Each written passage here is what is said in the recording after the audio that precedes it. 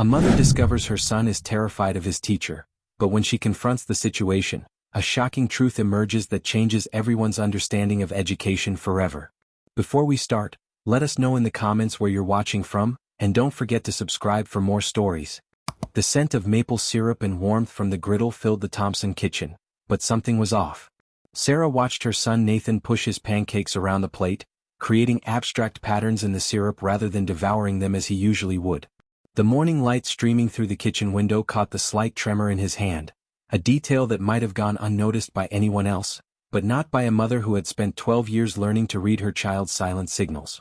"These pancakes are getting cold," Sarah said, trying to keep her voice light. "I thought they were your favorite." Nathan's fork scraped against the ceramic plate. "I'm not really hungry." The words hung in the air between them, heavy with unspoken weight.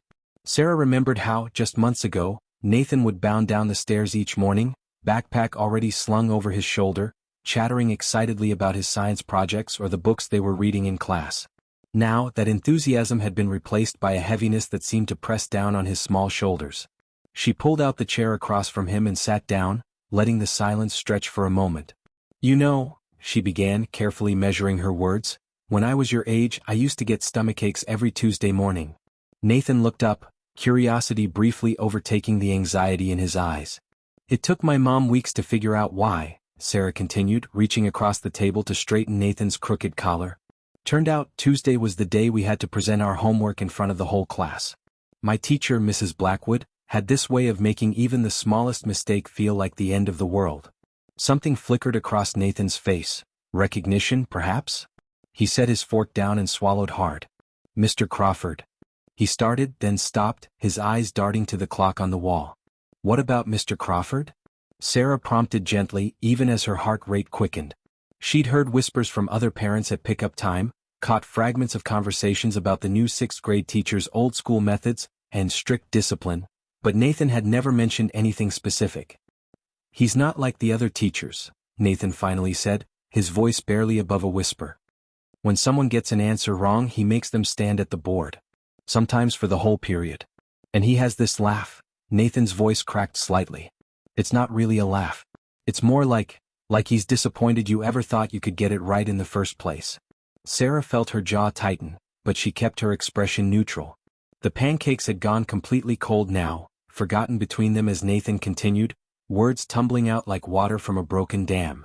He spoke of subtle humiliations, of the way Mr. Crawford would use praise as a weapon, of the crushing silence in the classroom where learning had been replaced by fear of making mistakes. The kitchen clock ticked steadily toward the start of another school day.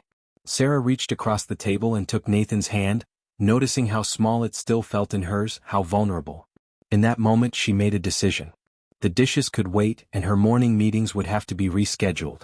"Finish what you can of your breakfast," she said, standing up. "I think it's time I paid a visit to Riverside Elementary." Sarah hadn't planned to become invisible. She'd arrived at Riverside Elementary fully intending to schedule a proper meeting with Mr. Crawford, but something made her hesitate at the front office. Perhaps it was the well-meaning secretary's casual comment, "Oh, Mr. Crawford's very particular about parent visits," or maybe it was the memory of Nathan's trembling hands at breakfast. Whatever the reason, she found herself walking past the office, down the familiar hallway decorated with student artwork, until she reached room 23. The door was ajar and Mr. Crawford's voice carried clearly into the hallway. He sounded nothing like she'd imagined, not harsh or loud but measured, almost gentle. Yet there was something in his tone that made her skin prickle. "Miss Anderson," he was saying, "since you seem so confident about your answer, why don't you come up and demonstrate for the class?" Sarah positioned herself where she could see through the gap in the door. A girl with sandy blonde hair, Katie Anderson, she recognized her from Nathan's birthday party last year, was making her way to the front of the class. Her shoulders were hunched, each step seemingly heavier than the last. "Now then," Mr. Crawford continued, his voice maintaining that eerily pleasant tone, "show us all how to solve this equation. You were so eager to share your thoughts earlier." Katie picked up the chalk with trembling fingers. The equation on the board wasn't particularly complex, a basic algebraic expression, but under Mr. Crawford's unwavering gaze, it might as well have been advanced calculus. The chalk squeaked as Katie wrote, then hesitated, then erased. "We're waiting, Miss Anderson." Mr. Crawford's smile never wavered, but his eyes held something that made Sarah's maternal instincts scream in warning. "Surely you wouldn't have interrupted my explanation if you weren't absolutely certain of the correct method?" Sarah spotted Nathan in the third row. He was staring at his desk, his fingers gripping his pencil so tightly she could see the white of his knuckles even from the doorway. Around him, other students displayed similar signs of distress: averted eyes, rigid postures, the collective tension of children trying to make themselves invisible. Katie's chalk hovered over the board, a small dust cloud forming as her hand shook. I think maybe I was wrong," she whispered. "You think?" Mr. Crawford's voice took on an edge, though his smile remained fixed. "Perhaps next time you'll consider that possibility before questioning my teaching methods. You may return to your seat. After you've written, I will not interrupt class with incorrect answers 10 times on the board." The girl's face flushed red as scattered snickers emerged from the back of the room, nervous laughter, Sarah realized, the kind that came from relief at not being the target. Mr. Crawford silenced them with a glance. "Of course," he added, turning back to Katie, "if anyone else would like to demonstrate the correct method, we could consider this a learning opportunity rather than a punishment." The silence that followed was deafening. Sarah watched as Katie began writing her lines, each letter a visible struggle through tears she was trying desperately to hold back. In that moment, Sarah understood with crystal clarity what Nathan had been trying to tell her. This wasn't about strict discipline or high standards. This was about power wielded with surgical precision to cut away at young confidence. She was about to step into the classroom when movement caught her eye. Nathan had half raised his hand, then quickly lowered it when Mr. Crawford looked in his direction. The teacher's smile widened fractionally. "Mr. Thompson? Do you have something to contribute?" Sarah's heart clenched as she watched her son slowly shake his head, shrinking back into his chair. Mr. Crawford held his gaze for a moment longer than necessary before turning back to the board. "As I was saying before the interruption." Sarah backed away from the door, her hands shaking with a mixture of anger and resolution. She'd seen enough, more than enough. But storming in now wouldn't help. This required a different approach, one that would protect not just Nathan but every child in that classroom. As she walked back toward the office, the sound of chalk scratching against the board echoed in her ears, each stroke writing a promise in her mind. This would end, but it would end the right way. The final bell rang at 3:15, but Sarah had been waiting in the school parking lot since 2:45, watching parents arrive for pickup while rehearsing what she would say. She'd spent the morning making calls, to other parents, to her friend Beth who taught at another elementary school, even to her own mother who'd been an educator for 30 years. Each conversation had only strengthened her resolve. She waited until the last student left room 23 before approaching the classroom. Mr. Crawford was at his desk, meticulously arranging papers into neat stacks, his movements precise and controlled.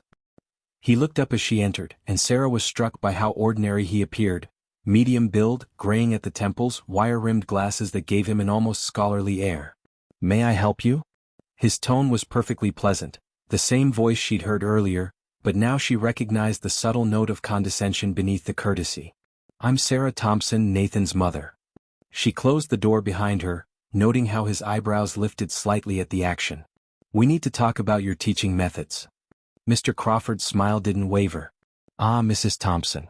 I wasn't aware we had a meeting scheduled. I'm quite busy at the moment, but my office hours are." "I was here this morning," Sarah interrupted, watching his expression carefully. "I saw how you treated Katie Anderson. And based on what I've heard from Nathan and other parents, that wasn't an isolated incident." The change was subtle but immediate.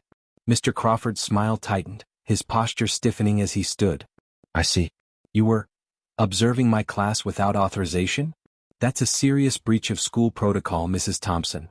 "What's serious is the way you're damaging these children's self-esteem," Sarah countered, taking a step forward. "They're 11 and 12 years old, Mr. Crawford. They're here to learn, not to be humiliated." "I maintain high standards in my classroom," he replied, his voice taking on an edge she recognized from earlier. "Perhaps you'd prefer I coddle them? Let them coast through without learning the value of precision, of responsibility? There's a difference between high standards and psychological manipulation." Sarah pulled out her phone where she documented the morning's events. Making a child stand at the board as punishment? Using public humiliation as a teaching tool? "You're oversimplifying a complex pedagogical approach," Mr. Crawford said, but Sarah noticed his hand twitch slightly toward his collar. "These students need to learn that actions have consequences. The real world isn't going to coddle them." They're not in the real world yet, Sarah shot back. They're children who deserve to feel safe in their classroom. Nathan used to love learning. Now he can barely eat breakfast because he's so anxious about coming to school. Something flickered across Mr. Crawford's face. Was it doubt? Guilt? But it was gone in an instant, replaced by a cold professionalism. Mrs. Thompson, if you have concerns about my teaching methods, I suggest you take them up with the administration through proper channels. Now if you'll excuse me. The door opened, cutting him off. Linda Martinez, another parent Sarah recognized from PTA meetings, stood in the doorway. Behind her were two more parents, their expressions suggesting they'd heard at least part of the conversation. Actually, Linda said, stepping into the room, I think we all need to have this conversation. She turned to Sarah. Katie told me what happened this morning. She's not the only one. Mr. Crawford's facade cracked slightly as he looked at the growing group of parents in his classroom. This is highly irregular. I have a meeting. With us, said Mark Chin, father of another student, joining them. Because this stops now, Mr. Crawford. One way or another. Sarah watched as Mr. Crawford's carefully constructed authority began to crumble at the edges. But there was something in his expression beyond defensiveness, a flicker of genuine fear that made her wonder for the first time what lay beneath his rigid exterior. The confrontation she'd planned had become something larger, something that would force not just Mr. Crawford but the entire school to examine how they defined good teaching. As more parents filed in, Sarah realized this was no longer just about protecting Nathan, it was about changing a system that allowed fear to masquerade as discipline. I've already called Principal Edwards, Linda announced. She's on her way down. I think it's time we all had an honest conversation about what's been happening in this classroom. The conference room felt too small for the emotions it contained. Principal Edwards sat at the head of the table, her usually warm demeanor replaced by a grave professionalism. To her right sat Dr. Marshall, the district's educational psychologist, hastily called in when the severity of the situation became clear. Sarah and three other parent representatives occupied one side of the table, while Mr. Crawford sat alone on the other side, his earlier authority diminished but not entirely gone. We've received multiple reports of concerning behavior, Principal Edwards began, her fingers laced tightly together. Mr. Crawford, before we proceed, I want to give you an opportunity to address these concerns. Mr. Crawford straightened his already perfect tie, a gesture Sarah now recognized as a nervous habit. I maintain order in my classroom, he said, but his voice lacked its usual certainty. These children need structure, discipline. They need trauma-informed teaching practices, Dr. Marshall interrupted gently. What they're describing goes beyond structure, James. You know that. The use of his first name seemed to crack something in Mr. Crawford's carefully maintained facade. He stared at his hands, now flat on the table. You don't understand what these students need. Then help us understand, Sarah said, surprising herself with the softness in her voice. Something about his posture reminded her of Nathan at his most vulnerable. The silence stretched for nearly a minute before Mr. Crawford spoke again, his voice different now, younger somehow, less controlled.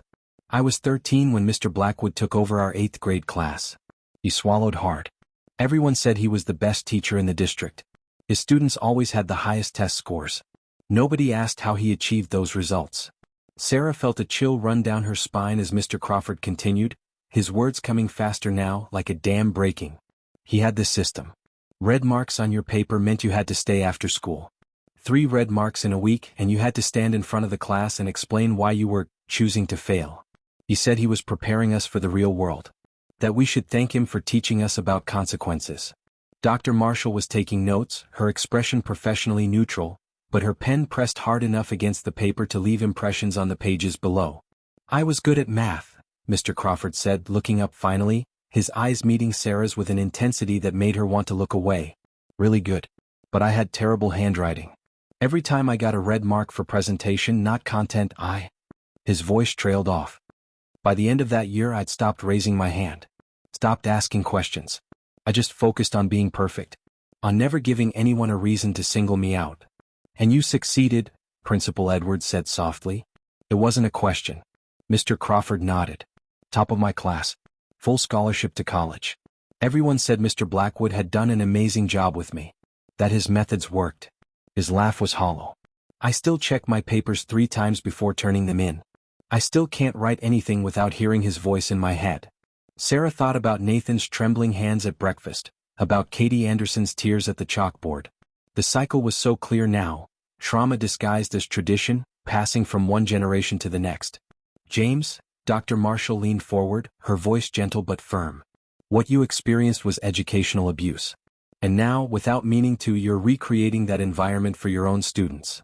Mr. Crawford's hands clenched into fists, then slowly relaxed. I thought I was making them stronger, he whispered. I thought if they could handle my class, they could handle anything. Just like I did. But at what cost? Sarah asked, thinking of her son's fading love for learning. Does being strong have to mean being afraid? The question hung in the air, heavy with decades of unprocessed pain. Principal Edwards cleared her throat, pulling out a folder from her briefcase. We have two choices here, she said. We can begin formal disciplinary proceedings, or we can work together to create a different kind of classroom. One that maintains high standards without perpetuating harm. Dr. Marshall has offered to work directly with you, Mr. Crawford, if you're willing to examine these patterns and learn new methods. Sarah watched as Mr. Crawford looked around the room, seeing perhaps for the first time not enemies, but people trying to break a cycle he hadn't even realized he was part of. His next words came out barely above a whisper, but they carried the weight of transformation. I don't want to be Mr. Blackwood. A week after the conference room meeting, Sarah sat in her car outside Riverside Elementary, gripping her steering wheel. The morning had started with Nathan actually eating his breakfast, a small victory that had filled her with hope. But the text message she just received from Linda made her stomach twist. Come quick. Something's happening in room 23. The hallway was eerily quiet as she approached Mr. Crawford's classroom. Then she heard it, not the controlled, measured voice she'd come to expect, but something raw and desperate. I said put your phone away, Mr. Chin. Mr. Crawford's voice cracked. This is exactly what I was talking about. No respect, no discipline, just endless distractions and excuses. Sarah pushed the door open. The scene before her froze her in place. Mr. Crawford stood at the front of the room, his usually immaculate tie askew, face flushed. Michael Chin, one of the quieter students, was halfway out of his seat, tears streaming down his face. On his desk lay a phone displaying what looked like a text message conversation. My mom's in the hospital, Michael choked out. She promised she'd text when she got out of surgery. I just wanted to. Rules are rules. Mr. Crawford slammed his hand on the desk, making several students jump. How do you expect to succeed in life if you can't follow simple instructions? Stop it. The voice rang out clear and strong, surprising everyone, especially Nathan, who suddenly realized it was his own. He was standing now, hands trembling but voice steady. Can't you see he's scared? Being scared doesn't make you weak. It makes you human. The classroom fell silent. Mr. Crawford stared at Nathan as if seeing him, really seeing him, for the first time. His hand, still pressed against the desk, began to shake. Mr. Crawford's voice faltered. He looked around the room at the faces of his students, not defiant or disrespectful, but hurt and frightened. Just like he had been all those years ago. I need a moment. He turned abruptly and walked out of the classroom, leaving a vacuum of uncertainty behind him. Sarah, still in the doorway, made a split-second decision. Michael, she said gently, come with me. We'll call your dad and check on your mom. She turned to the rest of the class. Everyone stay calm. I'm going to get Principal Edwards. But Nathan was already moving, not toward his mother but toward the door Mr. Crawford had disappeared through. Sarah reached for him, but he dodged her hand. Nathan, wait. He's crying, Nathan said simply, pointing through the window to where Mr. Crawford sat on a bench in the courtyard, head in his hands. Just like Michael. Just like all of us. The wisdom in those words struck Sarah speechless. She watched as her son, who just weeks ago had been too terrified to raise his hand in class, walked purposefully toward his teacher. Through the window, she saw Nathan sit down on the bench, keeping a careful distance.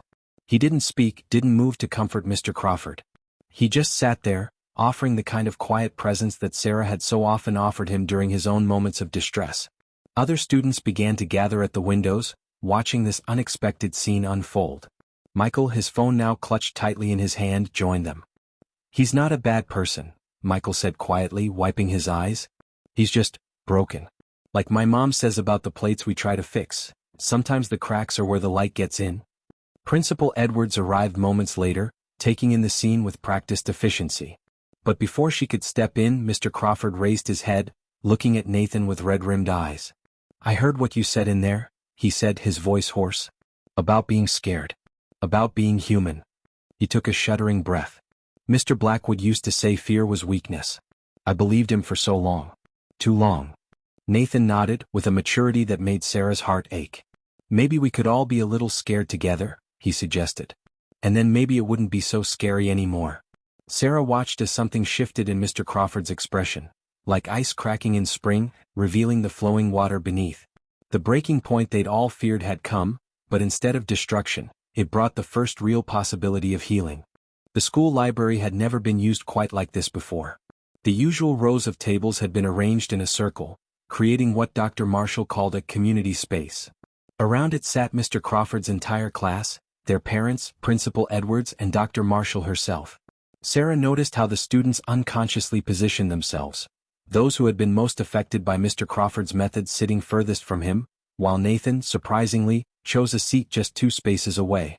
This is what we call a restorative circle, Dr. Marshall explained, her calm voice settling over the group. It's not about punishment or blame. It's about understanding and healing. She placed a small, decorated wooden box in the center of the circle. Whoever holds this talking piece has the floor.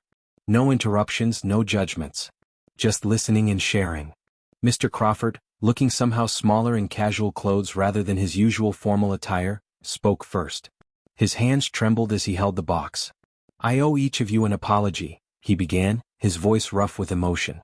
I thought I was preparing you for life's challenges. Instead, I was passing on the very pain I should have been helping you avoid. He looked around the circle, making eye contact with each student. Your courage, especially Nathan's, made me see what I couldn't admit to myself. I'm not just sorry for what I did. I'm grateful for the chance to do better. The box passed from person to person. Some spoke, others simply held it in silence before passing it on.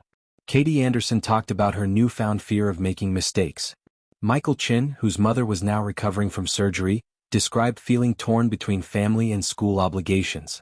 When the box reached Nathan, he held it carefully as if it might break.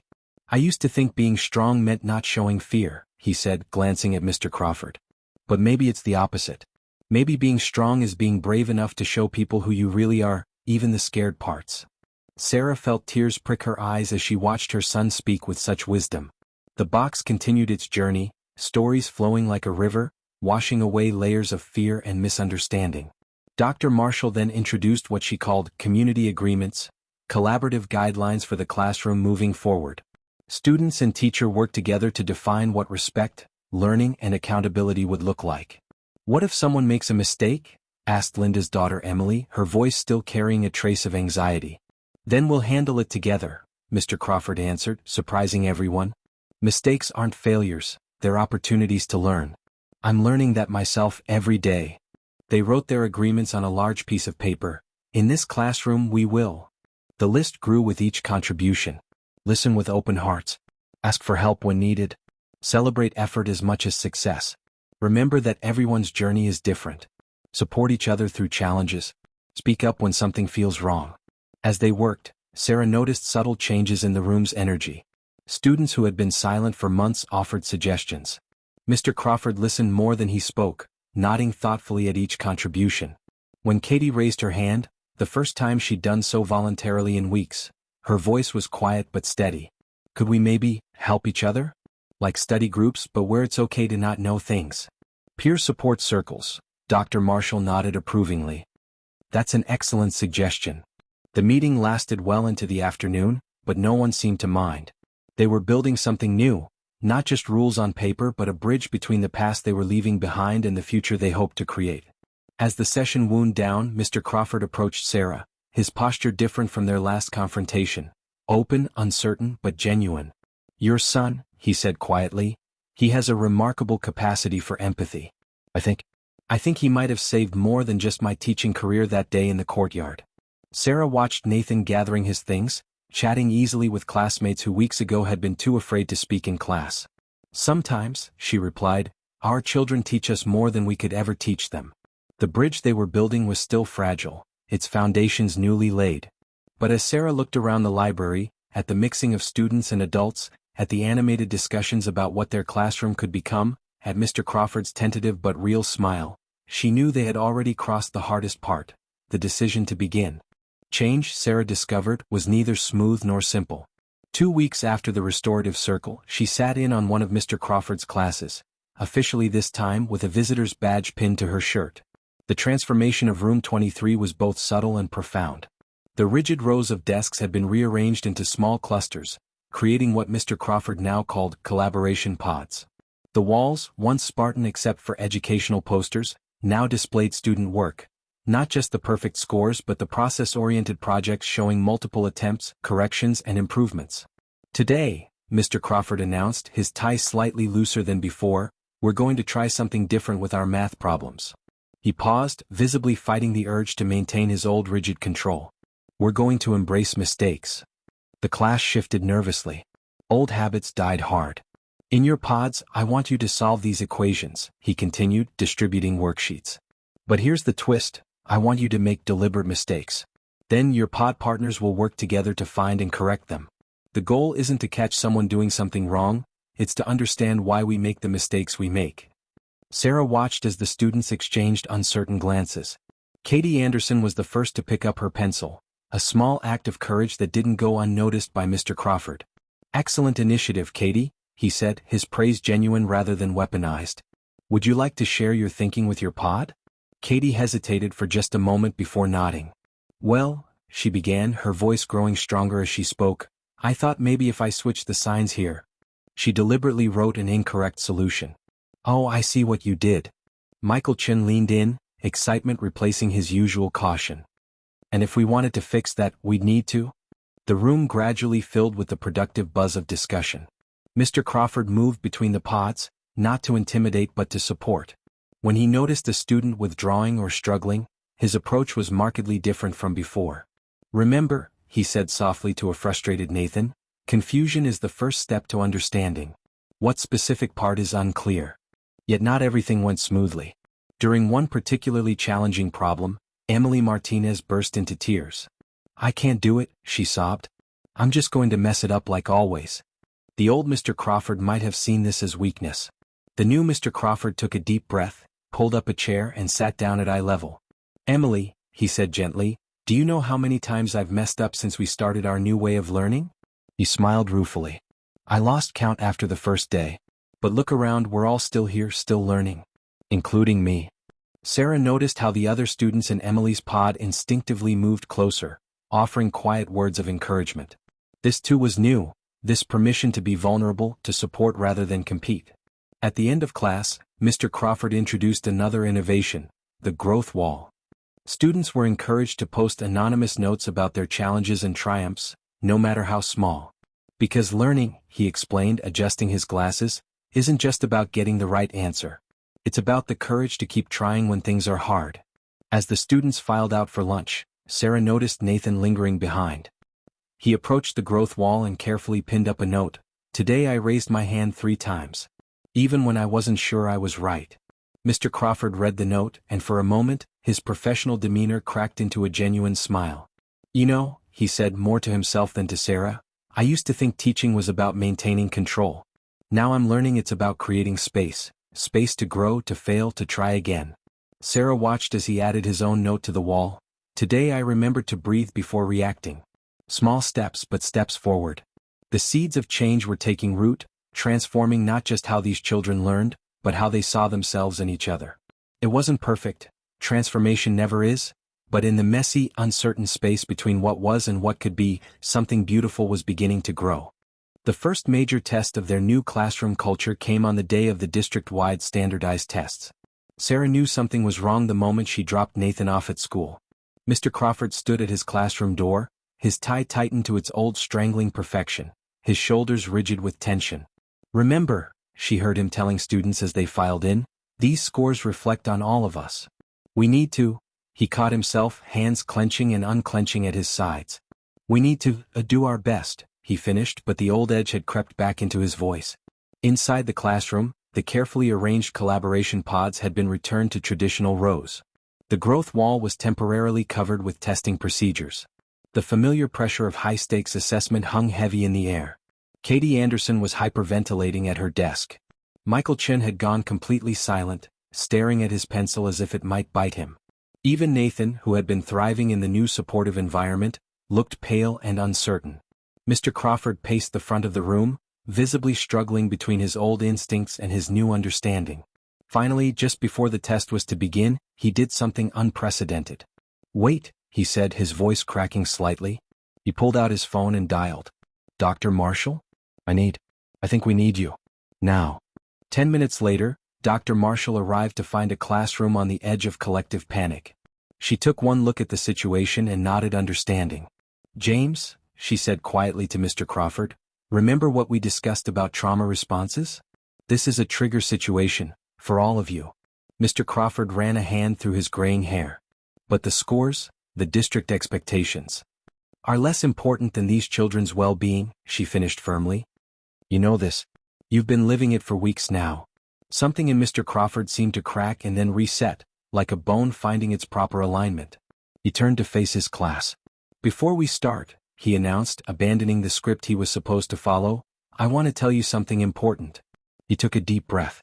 "These tests, they measure something. But they don't measure everything. They don't measure Katie's persistence when she reworks a problem until she understands it. They don't measure Michael's creativity in finding new ways to explain concepts to his classmates. They don't measure Nathan's courage in speaking up when something feels wrong." The tension in the room began to shift as he continued, his voice growing stronger.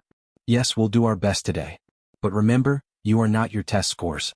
You are your effort, your kindness, your willingness to learn and grow. Those are the things that matter most in our classroom." Sarah, who had stayed to help monitor the testing, watched as students' shoulders relaxed as breathing steadied.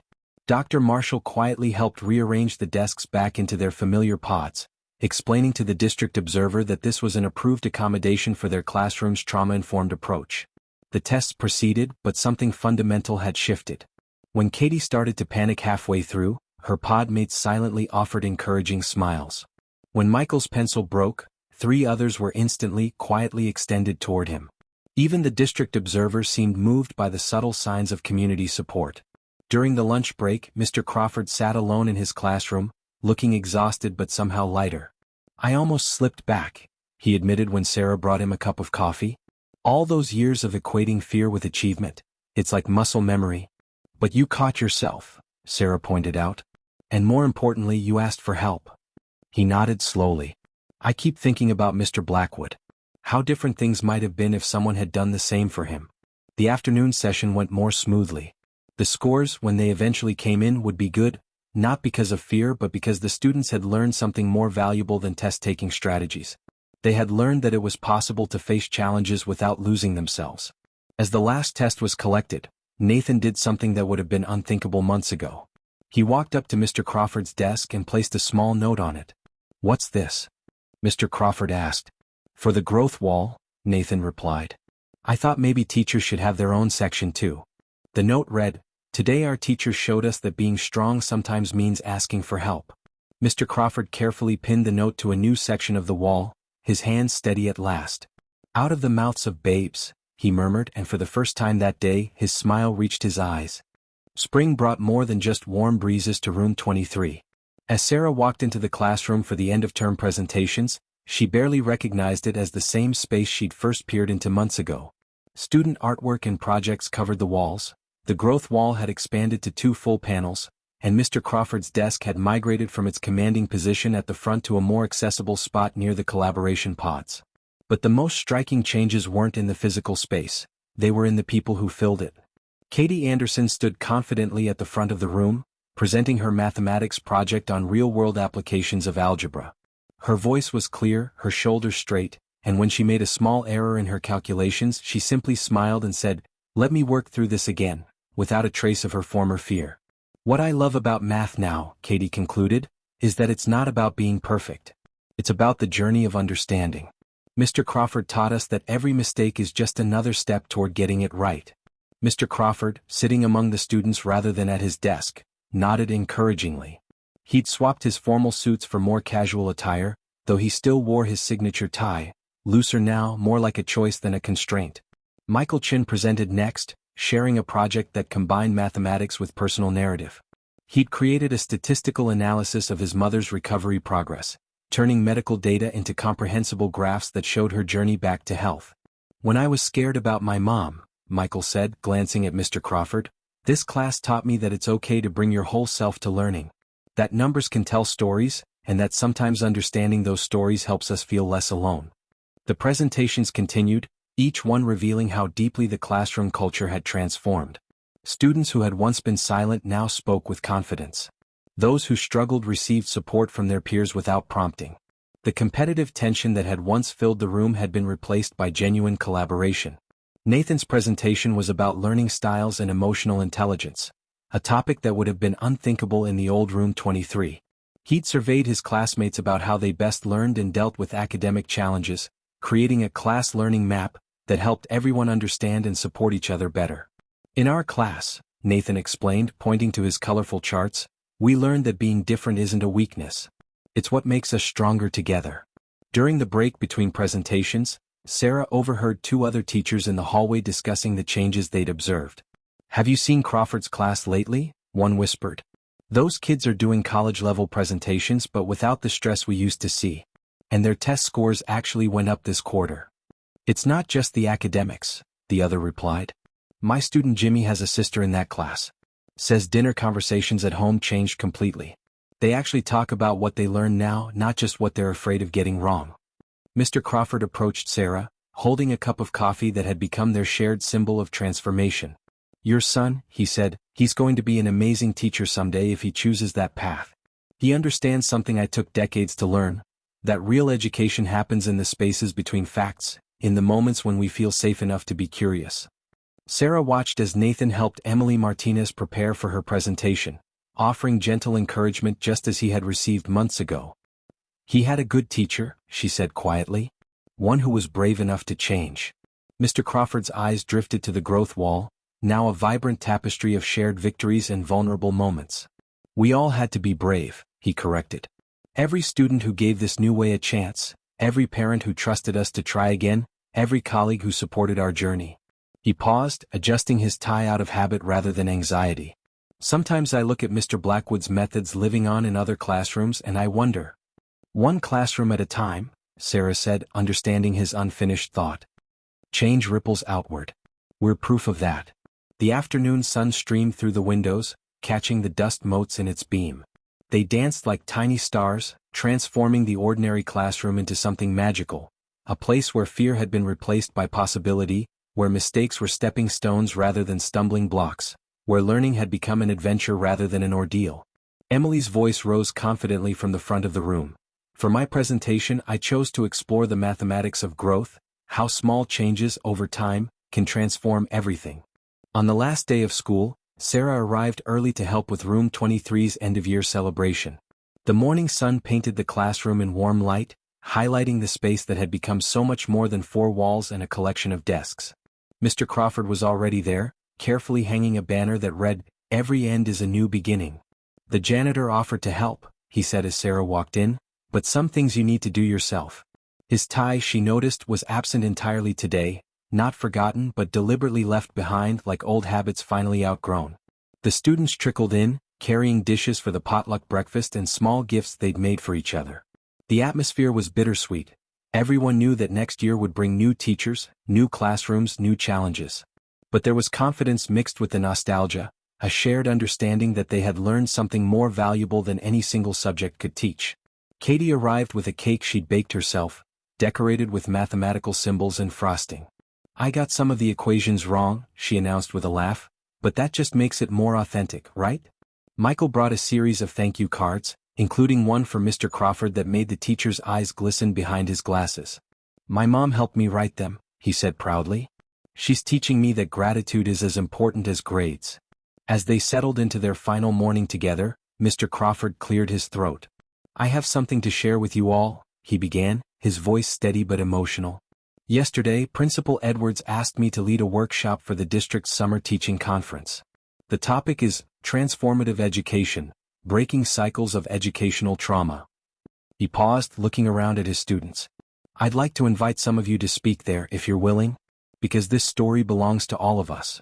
Nathan raised his hand, a gesture now natural and unafraid. Will you tell them about the growth wall? And the collaboration pods? Emily added. And how mistakes are actually good things? Katie chimed in. Mr. Crawford smiled. I'll tell them everything. including how a group of brave sixth graders taught their teacher the most important lesson of his career. Sarah watched as the students gathered around their teacher, no longer held back by invisible barriers of fear. They had all grown so much, not just in height or knowledge but in understanding of themselves and each other.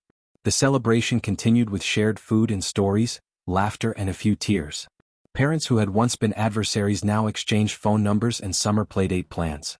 Dr. Marshall stopped by briefly, her proud smile saying more than words could convey. Near the end of the morning, Nathan approached the growth wall one last time. He pinned up a note, then stepped back so others could read it. Sometimes the biggest lessons don't come from books. They come from having the courage to say when something's wrong, and the patience to work together to make it right. Thank you, Mr. Crawford, for learning with us. Mr. Crawford read the note, then added his own final contribution. To my students, you showed me that true strength lies not in maintaining control, but in having the courage to let go and grow together. You didn't just change my teaching, you changed my life. As the students began to gather their things, Sarah noticed something remarkable. The fear that had once permeated room 23 was gone, replaced by something far more powerful: hope. Not the fragile hope of wishing things were different, but the sturdy hope that comes from knowing change is possible because you've lived it. Mom, Nathan said as they prepared to leave, do you think next year's teacher will be like Mr. Crawford? Sarah looked at her son, standing taller now, more confident, yet somehow gentler too. Maybe not exactly like him, she replied. But thanks to what happened here, they'll have a chance to be something just as important: themselves. Mr. Crawford overheard and nodded, understanding the deeper truth in her words. The cycle that had begun with Mr. Blackwood hadn't just been broken, it had been transformed into something new, something healing. And while they couldn't change every classroom at once, they had proved that change was possible, one brave step at a time. As they left room 23 for the last time, the growth wall remained, not just as a memory of their journey, but as a testament to the power of human connection and the endless possibility of new beginnings. The next class would find their own way to use it, write their own stories of transformation upon its surface. But the legacy of this year would live on in the hearts and minds of those who had learned together that education at its best is not about power or fear, but about the courage to grow, the strength to change, and the wisdom to help others do the same. If this story touched your heart, don't forget to like the video and subscribe to our channel for more moving narratives that explore the complexities of human relationships and personal growth. Your thoughts mean the world to us, so share your perspective in the comments below.